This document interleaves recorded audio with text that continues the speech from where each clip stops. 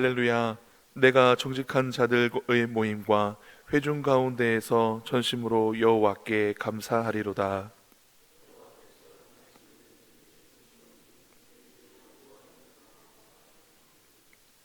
그의 행하시는 일이 존귀하고 어미하며 그의 의가 영원히 서 있도다.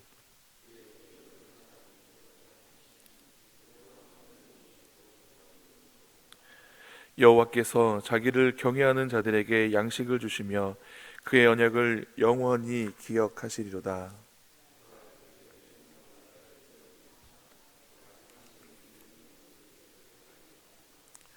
그의 손이 하는 일은 진실과 정의이며 그의 법도는 다 확실하니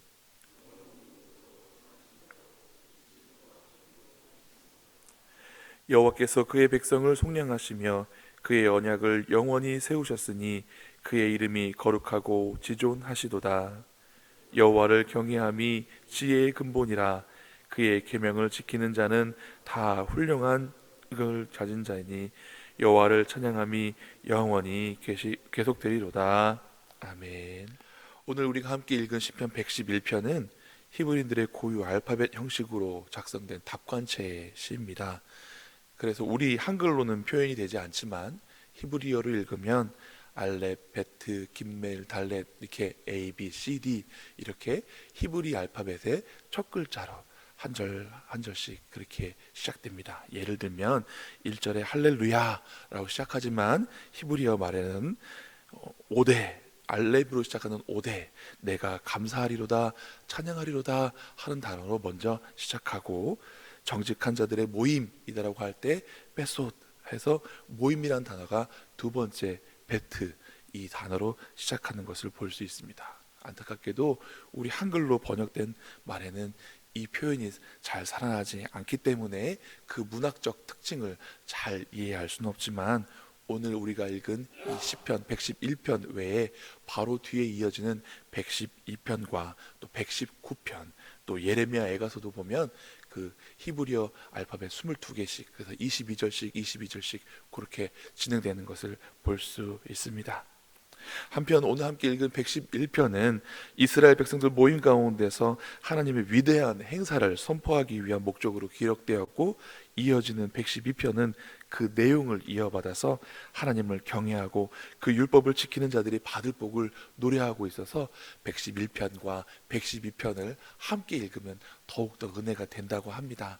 이것은 다음 주 토요일 날 함께 말씀을 나누면서 은혜를 받으실 수 있으면 좋겠습니다. 이제 지금부터 본문을 살펴보겠습니다. 1절과 2절 말씀 같이 읽겠습니다. 내가 정직한 자들의 모임과 회중 가운데에서 전심으로 여호와께 감사하리로다. 여호와께서 행하시는 일들이 크시오니 이를 즐거워하는 자들이 다 그를 기리는도다. 아멘. 이 말씀을 보아 이스라엘 백성들이 정기적인 모임을 가지고 자기들을 정직한 자들의 모임으로 나타나는 것을 볼 수 있습니다. 그리고 그들이 모여서 하는 것이 무엇인가? 하나님께 감사하는 것입니다. 그리고 그 감사는 무엇을 기반으로 하고 있는가? 여호와께서 행하신 그 크신 일들에 대해서 기억하고 즐거워하며 감사하는 것입니다. 우리 믿음의 사람들이 하는 일이 바로 이러한 것입니다. 우리가 모여서 무엇을 하겠습니까? 우리가 모여서 즐거워하는 것, 하나님께서 우리를 위해서 행하신 크신 일들과 놀라운 일들을 즐거워하고 감사함으로 찬양하는 것입니다. 예배는 하나님을 즐거워하는 것이고 예배는 하나님께 감사드리는 것인데 목적 없는 감사가 아니라 하나님께서 행하신 놀라운 일들을 기억하고 기념하며 그것들을 찬송함으로 나아가는 행위라는 것입니다. 우리가 하나님의 그 놀라우신 일들 노래하는 것, 감사하는 것 가운데 빠지지 않고 해야 되는 것이 무엇입니까? 나 같은 죄인을 용서하여 주신 그 은혜, 나 같은 죄인이 죽을 수밖에 없는 사람이 구원함을 받아 용서함을 받고 영생함을 얻은 것, 하나님의 그 크신 구원과 예수님을 통하여서 나타난 그 사랑을 또한 우리는 찬양하고 감사함으로 나아갈 줄 믿습니다. 시편 1편에서는 복 있는 사람에 대해서 뭐라고 말씀하십니까? 악인의 죄를 쫓지 아니하고 죄인의 길에 서지 아니하고 오만한 자의 자리에 앉지 않는 것이라고 말씀하십니다. 그리고 오직 여호와의 율법을 주야로 묵상하며 즐거워하는 것이다라고 말했는데, 이것이 하나님께 구원함을 얻은 우리의 본본인 줄 믿으시기 바랍니다. 복음을 듣고 우리가 날마다 모여서 기억하고 기념해야 되는 것, 나의 구원받은 것, 그것에 대한 감사와 찬양인 줄 믿습니다. 그러므로 성도의 예배에는 도덕적인 교훈과 가르침도 있어야겠지만 무엇보다 이 구원에 대한 복음이 항상 새롭게 선포되어야 하는 것입니다. 이제 기억하게 하시는 하나님에 대해서 3절 4절 말씀을 같이 읽어보겠습니다. 그의 행하시는 일이 존귀하고 어미하며 그의 의가 영원히 서 있도다. 그의 기적을 사람이 기억하게 하셨으니 여호와는 은혜로우시고 자비로우시도다. 아멘. 여러분, 무언가를 기억하고 추억할 수 있는 것 참 감사하고 중요한 일입니다. 저희 딸아이가 어떤 드라마를 보길래 내용을 잠깐 살펴봤더니 그런 이야기였습니다. 뇌종양에 걸려서 여주인공이 죽게 되었는데 수술을 하면 기억을 잃을 수도 있다고 합니다. 그러자 그 여주인공이 하는 말이, 내가 기억하고 있는 것, 내가 사랑하는 사람도 알아보지 못하면 그것이 살아서 과연 나이겠는가?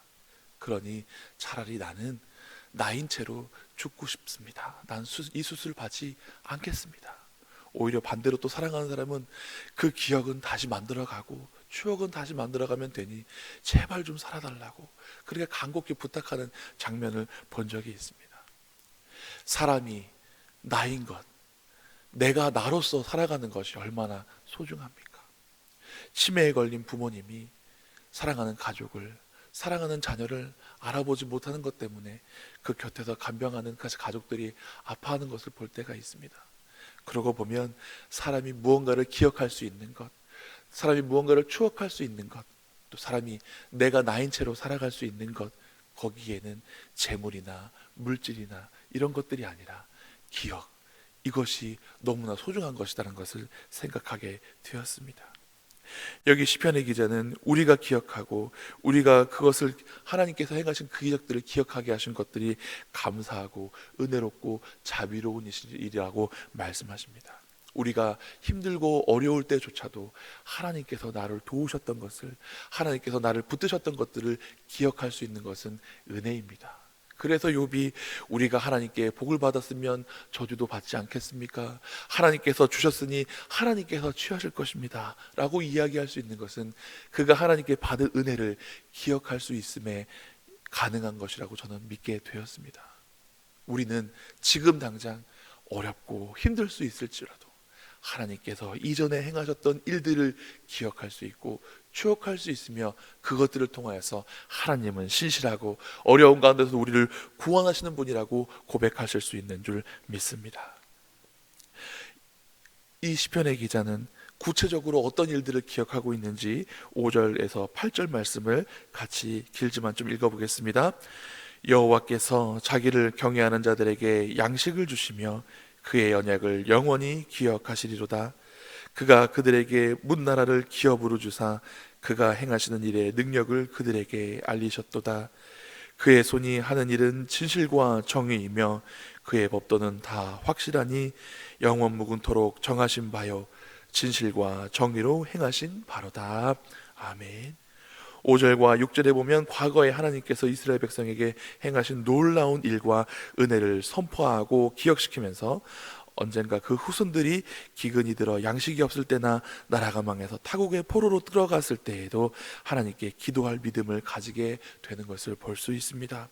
5절에서 보면 여호와께서 자기를 경외하는 자들에게 양식을 주시며 했는데 하나님께서 광야 생활하는 동안 이스라엘에게서 날마다 만나로 먹이시고 고기가 먹고 싶다 할 때는 메추라기로 먹이신 그 사건, 그리고 반석에서 샘물이 나서 광야에서 그 양식으로 살아갈 수 있었던 것을 기억하게 하십니다.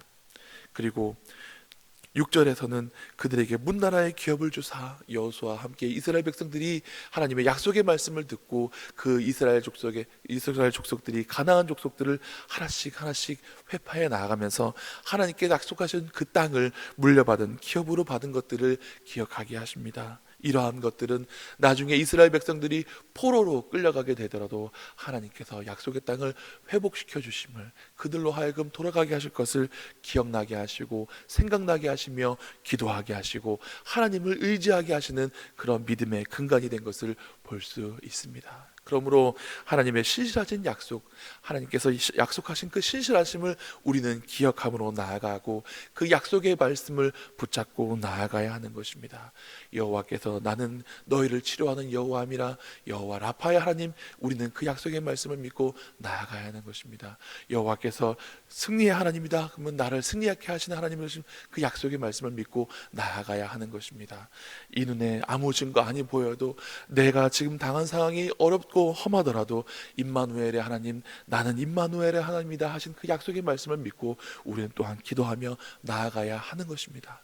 이처럼 하나님께서는 우리에게 여러 가지 약속의 말씀들을 성경을 통하여서 허락하였고 예수님을 통하여서 우리에게 주셨습니다. 그러므로 우리는 힘들고 어려울 때마다 이스라엘 백성이 이 시편의 말씀을 통하여서 광야의 생활할 때, 또 여호수아를 통해서 정복하면서 그 약속의 말씀을 이루었던 것처럼 우리가 이 약속의 말씀을 붙잡고 하나님 앞에 나아가 기도하고 간구해야 될 줄로 믿습니다.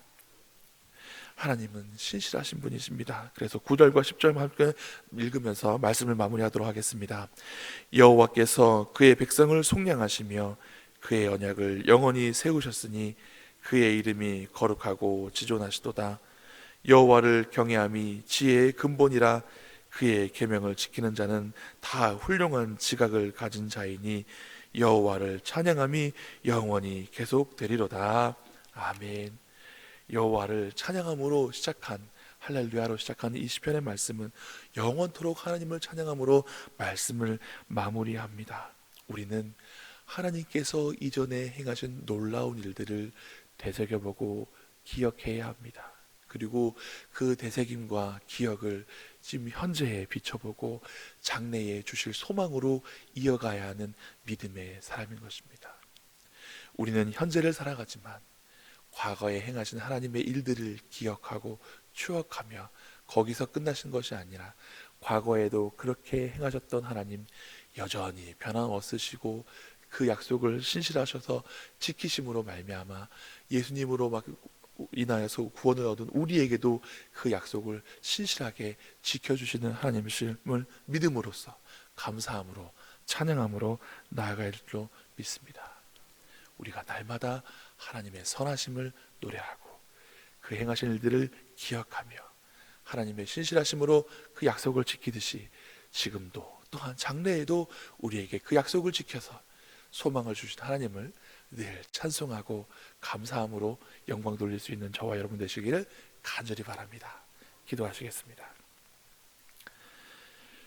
신실하신 하나님 아버지, 하나님께서 친히 아브라함과 이삭과 야곱과 요셉에게 맹세하여 약속하신 것을 모세와 여호수아를 통하여서 이루시고 이후에 다윗과 여러 선지자들을 통하여서 하나님께서 그 신실하심을 이스라엘에게 나타내시고 이제 예수님을 인하여서 구원받은 우리에게도 하나님 그 신실하신 약속을 물려주시고 지켜주시겠다 말씀하시고 또 그 약속의 말씀을 의지하며 우리가 하나님께 나아가게 하시는 은혜를 감사합니다.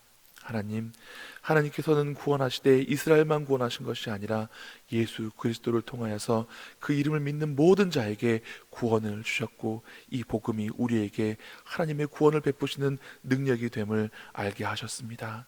하나님, 옛적에 행하신 그 하나님의 선하신 일들을 우리가 기억하며 오늘 우리의 삶 가운데서 하나님께서 놀라운 일들을 행하여 주시기를 간절히 바라오니 하나님 살아 역사하여 주시옵시고 장래에도 우리에게 소망이 되어 주셔서 힘들고 어렵고 어두움에 있는 우리에게 하나님 구원의 기쁨과 소망 허락하여 주셔서 이 약속의 말씀을 믿고 담대함으로 나아가게 하시고 하나님께 늘 찬송과 기도와 감사가 끊이지 않는 복된 우리 양일교회 우리 성도들 삶 되게 하여 주시옵소서.